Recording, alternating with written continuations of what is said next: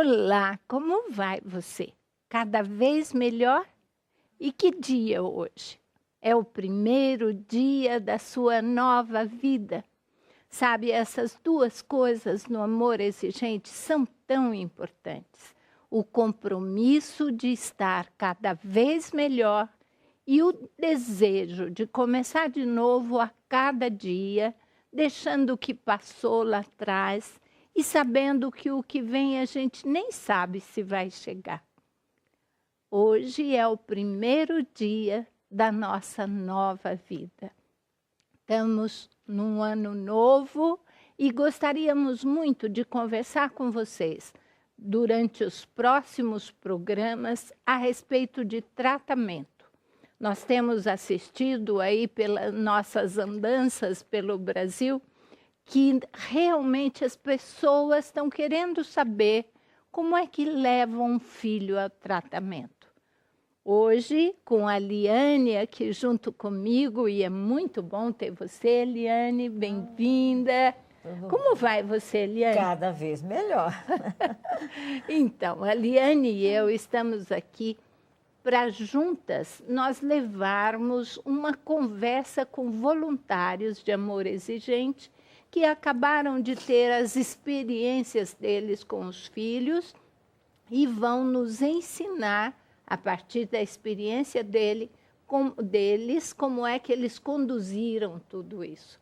Então, nós estamos hoje com Miguel Tortorelli, aquele que nos ajudou no congresso.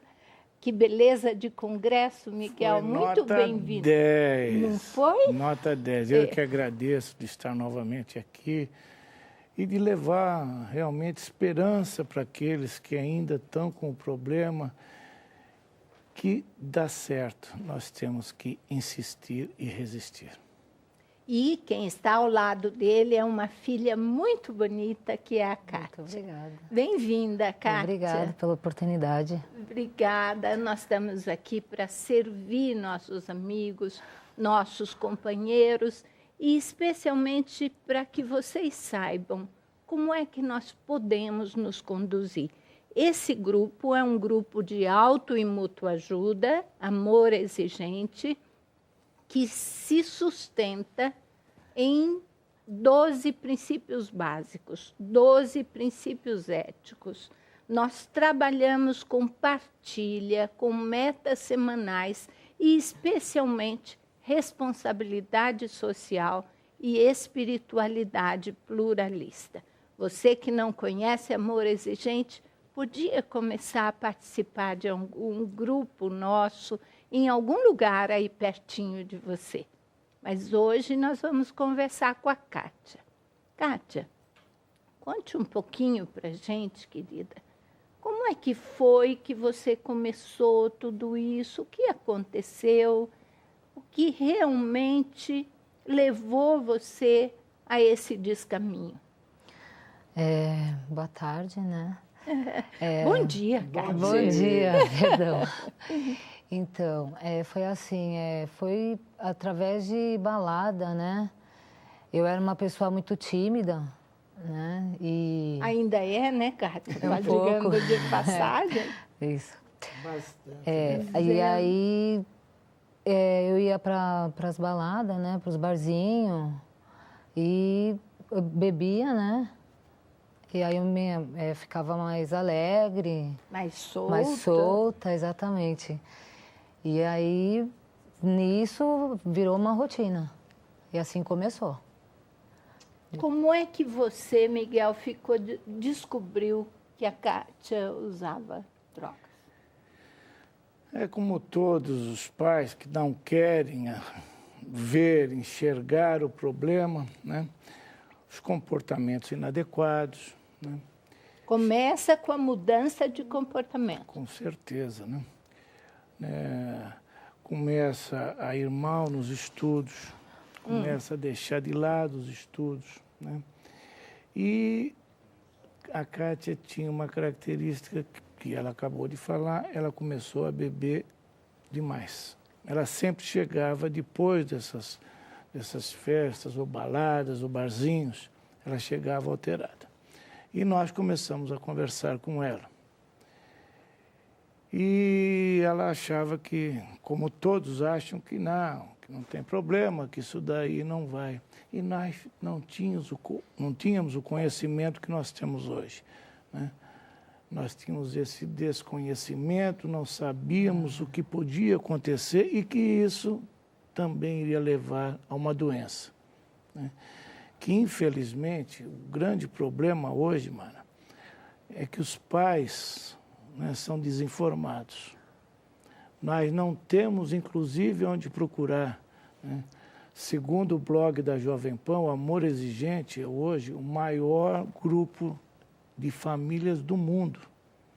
É isso, nós estamos sabendo também. Então, mas com isso tudo, ainda são poucas as pessoas que conhecem o nosso movimento, porque o Estado não tem onde você procurar. Hoje, a imprensa ainda está massificando esse problema das drogas, só que não tem o caminho, aonde procurar ajuda. Hoje ainda nós estamos vendo que existe alguma coisa dos CAPs para o dependente, ou para o usuário que está abusando. Mas e família? E nós também não sabíamos e acabamos querendo conversar, queremos saber dela, explicar, mas não adiantou. E isso vai acabando indo para outras drogas, né, filha? Liane, justamente isso nós estávamos conversando. Fale um pouco o que é importante para a família que está descobrindo ou está percebendo que o filho está chegando alcoolizado em casa e que está com problema. O que é que você vê nessa situação? A emoção dos pais, a comoção, o choque, a mágoa, ela atrapalha o raciocínio e a capacidade de ver realmente a situação do filho. E demora a buscar ajuda. Então, faz o seguinte, há uma separação entre pai, família e jovem, no sentido, ele é o que está dando problema, ele é o que é levado, ele é um ingrato, então não vê a dependência química como uma doença, junto com a desinformação. Então fica família de um lado e dependente de outro. Há um abismo entre os dois. Então o Amor Exigente é essa ponte grande, fantástica, que o pai não pode tomar atitude, por exemplo, eu vou castigar, vou botar fora de casa, e é um filho ingrato, é horrível botar para fora. Quando ele chega no grupo, ele vai perceber, né, a conscientização que é uma doença e que não adianta tratar o doente. A família também tem que compreender. Assim como a família que tem uma criança diabética, um senhor hipertenso, um com Alzheimer, ela tem que se preparar, porque é a cuidadora. Então, no Amor Exigente, o nosso foco não é a dependência, não é a dependência como a doença, mas simplesmente a potencialidade do jovem dele se auto-reconstruir. É nesse dinamismo próprio de cada ser humano, a capacidade de renascer das cinzas, de ser ele mesmo, de se realizar. Enquanto a família ficar achando que tudo é a droga, não vai conseguir nada. É Isso verdade. é através do grupo de apoio, como você falou, Miguel. Despreparação total. Total. Agora, Kátia, você começou a querer encontrar ajuda. Você teve dificuldade? Explique isso para a gente. Como é que foi buscar sobriedade? Então, a princípio, né, que eu só bebia, eu cheguei em uma certa época que eu cheguei a pedir ajuda para os meus pais. Porém, eles não tinham conhecimento. Então, eles meio que não me levaram tão a sério, né, devido a essa falta de conhecimento. Aí, o que aconteceu? Aí, passou um tempo, eu acabei indo para uma droga, para cocaína, né? Aí, nisso, eles caíram em si e perceberam que eu precisava de ajuda. Foi aí que eles me internaram, né, a primeira vez, porque eu tive 5 internações. Foram 5 internações. Essas internações você pediu? Então, as 3 primeiras não. As 3 primeiras eu pedi. As últimas 2 não. Foi involuntário, né? E como é que você analisa tudo isso? Então, na verdade, é assim, duas últimas que foram, né? A última que foi a principal, na verdade, que foi involuntário, né? Que é assim, eu vejo que é assim, na época eu precisei ser involuntariamente resgatada, né? Só que hoje eu vejo que é assim, não vale a pena. Se fosse hoje, né, eu procuraria ajuda.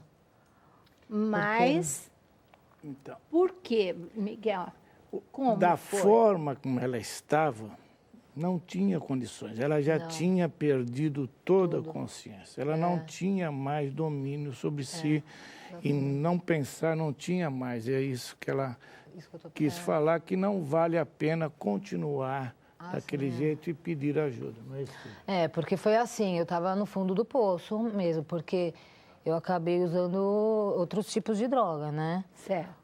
Morei na rua 5 meses, acabei morando na rua, morei por 5 meses e eu perdi tudo. Perdi minha dignidade, meu valor, perdi tudo. Eu era uma geladeira de pessoa, né?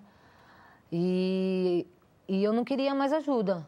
Então, Você estava com um projeto de morte. Exato. Para mim, eu estava cega, completamente cega. E Eu você só queria... não pediria ajuda nessa De jeito circunstância? nenhum. Eu ia morrer. Eu ia morrer. Se não fosse, não sei o que aconteceu, né, com os meus pais, eles tiveram um despertar, porque é assim, quando eu estava na rua, eu ligava para o meu pai, mas eu tinha o celular, né? Ainda que eu tinha o celular. Eu não ligava de orelhão, então eles não conseguiam saber onde eu estava, né? E nisso foi os 5 meses. Até que teve uma vez que eu não sei o que aconteceu. Na verdade, eu não sei, porque eu era uma zumbi. Eu era uma zumbi, eu não tinha sentimento, eu não tinha nada. Então, eu não sabia mais o que eu estava fazendo. Eu estava vagando. Eu estava vagando mesmo. Então, mas teve um dia que eu peguei e liguei do orelhão, de lá de onde eu estava, né? Que foi quando meu pai viu e foi atrás de mim, né? A minha pessoa. Daí, só que até que foi quando ele resgatou. Eu estava lá na comunidade, né? Estava lá na favela mesmo. E foi aí que... Mas mesmo assim eu não queria ir embora. Meu pai estendendo as mãos dele para eu ir com ele, né? Com a minha família, com meu filho, né? Meu filho estava com ele. E eu estava completamente cega, eu mandava ele embora. E grávida. E grávida e gestante. Mas você E falou estava uma coisa gestante tão ainda. importante para que as pessoas compreendam. A expressão que você disse resumiu o processo terrível da dependência química. Eu era um zumbi. Eu era um Então, zumbi. de todos os males que a droga faz, Mara, você não acha que ela castra o ser humano na capacidade de desejar ser ele mesmo e desejar qualquer coisa? Completamente. Entendeu? A doença é terrível, né? Então, quando a família tem esse conhecimento que a pessoa perdeu totalmente a capacidade de autogestão, aí tem que cuidar. Não é querer punir, castigar, porque a pessoa já está castigada, não é? E essa palavra sua aí foi fantástica. Fantástica. Todas as vezes que ela me ligava, todas as vezes eu oferecia ajuda. Mas... Que ajuda, filha? 2 palavras que se falou, Miguel. Persistir e resistir. Olha, ouça essa frase. Fala, Miguel, repita. Persistir e resistir. Eu costumo dizer, inclusive, insistir, persistir, resistir e não desistir. Isso. Não desistir. Em todas as vezes, e ela me ligava sempre, né? Importantíssimo. E eu sempre disse para ela, você precisa de ajuda, você quer ajuda? Você só pensa nisso, só quer me internar, você não só quer saber disso. E a coisa foi passando. Né? E nessa oportunidade que ela ligou de um orelhão, nós conseguimos rastrear de onde ela estava, e aí é que nós conseguimos ir Até próximo de onde ela estava. Aí você bate aqui, bate lá, procura saber. Chegou uma moça que disse que conhecia ela e nos levou. E foi difícil para resgatar, realmente foi difícil, né, filha? A pessoa não tem mais capacidade de decisão. Não, Mas isso daí vem hoje com essa essa discussão que se está tendo, né? E algumas pessoas dizendo que a internação involuntária não serve, está aqui, Sim. aí a prova. Tá? Porque nesse primeiro momento que vai para a comunidade, ou vai para uma clínica, ou vai realmente para um tratamento, né? Ele começa a se conscientizar na medida que vai entrando em sobriedade, à medida que vai limpando o corpo, vai começando a saber que precisa realmente. E era isso que ela queria de fato, não é? Exatamente. Olha, o que eu vejo, recentemente, em dezembro de 2011, nós estivemos no Palácio do Planalto no momento de um lançamento o programa de enfrentamento ao crack. Muita coisa foi dita, inclusive para ajudar as crianças em situação de rua a possibilidade de internação compulsória. Já não existe mais essa limitação, porque os profissionais estão assistindo, estão vendo. Com certeza. As nossas crianças não têm como dizer não à droga nas condições em que eles ficam. Duas coisas, essencialmente, são terríveis quando nós perdemos nossos filhos para a droga.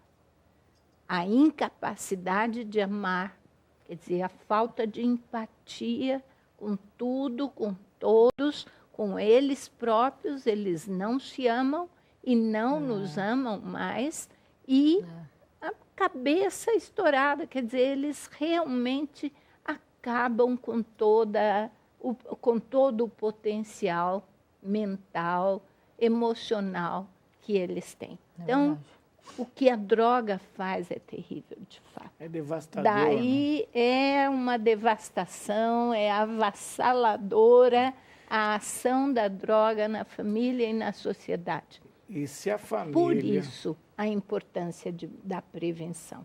Nós temos que chegar antes. Não é, Miguel? Esse é o caminho, prevenção é o caminho. É. Mas é por isso, né, que existe o amor exigente. Que se não fosse por isso, com certeza absoluta, né, eu e minha esposa já tínhamos separado, estávamos numa guerra tamanha, né, mas graças a Deus nós conhecemos esse movimento, né? E a Regina costuma falar muito isso daí. Nós entramos pela dor e ficamos pelo amor. Hoje somos voluntários, né? Continuamos voluntários e, se Deus quiser, até quando Deus permitir, nós vamos continuar esse voluntariado. Eu gostaria que você falasse, como você já falou, a glamorização da droga. Fala você, Eliane, entendeu? o que é que você sente em relação a isso, a glamorização da droga? Isso que nos mostram. Engajar o jovem, ficar igual, né? Pertencer ao grupo. Então, ele bebe, ele cheira, porque ele quer ter o rebanho dele. Então, a sociedade não oferece, nós não temos lazer para a juventude em qualquer classe social, dificílimo. E, resultado, o jovem não tem a mínima capacidade de assimilar esse mundo do século XXI e o resto do século XX, de tal maneira que ele consiga se suprir de felicidade e alegria de cara limpa. Então, ser careta é horrível. E então, a jovem transa porque tem que transar, porque todo mundo faz, e o que tem. E essa glamorização, né, da cocaína, por exemplo, do álcool, né, a cachaçaria para a mulher. Então, a pessoa vai, porque ninguém vai usar droga, Mara, para ficar na calçada, morar na rua, ninguém vai fazer isso. Isso é um substitutivo da incapacidade de se alegrar. Então, chega a droga, castra tudo, você não é mais, como você falou, é um zumbi. Então, essa beleza, esse mundo fashion da droga, né? Então, você vê que todo mundo, artistas também, músicos, estão jovens, mas escuta, mas ele está se dando bem, cara, por que eu não posso cheirar? Até quando? Até quando ele vai se dar bem? Exatamente. Esse Miguel, como é que você fez para achar um lugar para encaminhar sua filha no momento em que você pôde ajudá-lo? Você teve 5 chances. Conte para a gente rapidamente, a primeira vez. A primeira vez, eu liguei para um amigo que era delegado e ele me indicou uma clínica dessas globais, onde ficam os artistas. Ela foi lá, ficou uma temporada, acho que usou no dia que saiu. Bom, então, uma clínica com médicos, com tudo, de alto nível. Foi uma opção. Segunda. Na segunda, ela ficou numa comunidade evangélica. Sei. Que só pela palavra. Era só pela palavra. A conversão faria com que ela se salvasse. Perfeitamente. Na terceira vez, ela foi para uma outra comunidade de uma pessoa que também era um ex-usuário. Foi a Márcia, uma ex-usuária. Foi para a igreja primeiro. A igreja foi, esse pastor. Aí você foi lá para a Márcia, uma ex-usuária, que ela acabou também não ficando.